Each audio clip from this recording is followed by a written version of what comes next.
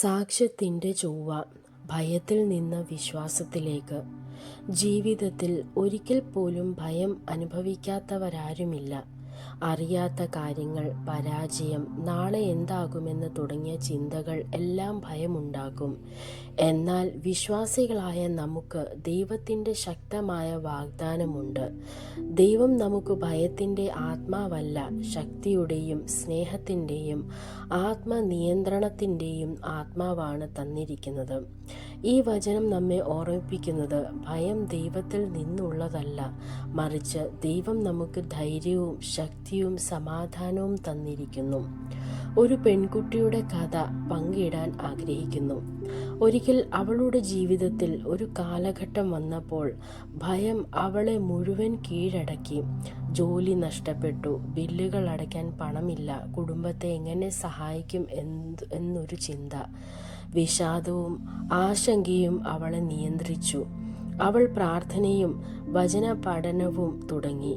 അന്ന് ഒരു ദിവസം അവൾക്ക് 2 തീമോഥെയോസ് 1:7 വചനം വായിക്കാൻ ലഭിച്ചു. ഞാൻ നിനക്ക് ഭയത്തിൻ്റെ ആത്മാവല്ല, ശക്തി തന്നിരിക്കുന്നു എന്ന് ദൈവം നേരിട്ട് സംസാരിക്കുന്നത് പോലെ തോന്നി. ആ ദിവസം മുതൽ അവൾ ഒരു തീരുമാനമെടുത്തു. ഭയം വരുമ്പോഴൊക്കെ ദൈവവചനം ഉയർത്തി പറയുക. ഞാൻ ഭയപ്പെടുന്നില്ല, ദൈവം എനിക്ക് ശക്തിയും സ്നേഹവും നിയന്ത്രണവും തന്നിരിക്കുന്നു എന്ന് പ്രഖ്യാപിച്ചു. കുറച്ച് ദിവസത്തിനുള്ളിൽ ആശങ്ക മാറി, സമാധാനം വന്നു. പിന്നെ ദൈവം അവൾക്ക് നഷ്ടപ്പെട്ടതിനേക്കാൾ നല്ലൊരു ജോലി നൽകി.